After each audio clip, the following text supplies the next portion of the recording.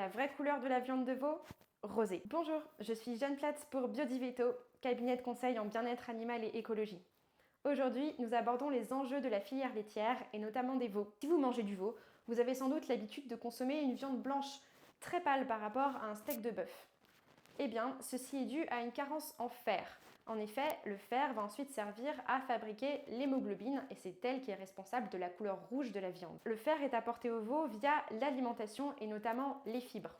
En effet, un veau qui va pouvoir brouter ou avoir accès à du fourrage comme du foin ne présentera pas de carence en fer et aura donc une viande rosée. Cependant, la grande majorité des veaux laitiers est engraissée dans des bâtiments sans accès à l'extérieur et en général avec peu ou pas de fibres, mais plutôt à base de lait en poudre reconstitué et puis de concentré. Dans un environnement naturel avec accès à l'extérieur, un veau commencera à brouter à partir de l'âge de 2 semaines environ. Quels sont les bénéfices de l'apport de fibres? Eh bien, tout d'abord, alimentaire.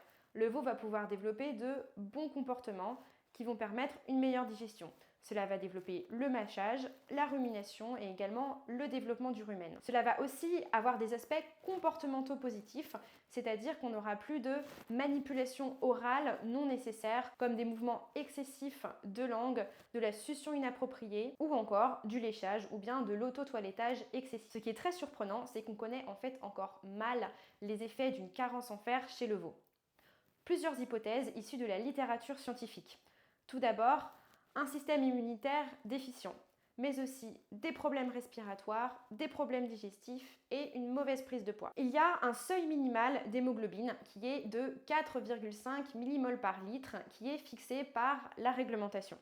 Comment le mesure-t-on? 2 fois au cours de l'engraissement, on réalise une prise de sang sur le veau et s'il est en dessous de ce seuil, on va venir lui injecter un produit contenant du fer. Ces manipulations ne sont pas agréables pour le veau et il serait bien plus éthique de lui fournir du fourrage, du foin, de 4 à 5 cm de long. Les études scientifiques mettent également en évidence qu'en réalité, entre 4,5 et 5,3 mmol par litre, on n'est pas bien sûr que le veau ne soit pas déjà en anémie, puisqu'on repère certains des symptômes que je vous ai cités dans les conséquences probables d'une anémie. L'EFSA recommande donc de monter ce seuil de taux d'hémoglobine à 5,3 mmol par litre et également de compléter avec du fourrage. En résumé, une alimentation équilibrée du veau contient des fibres.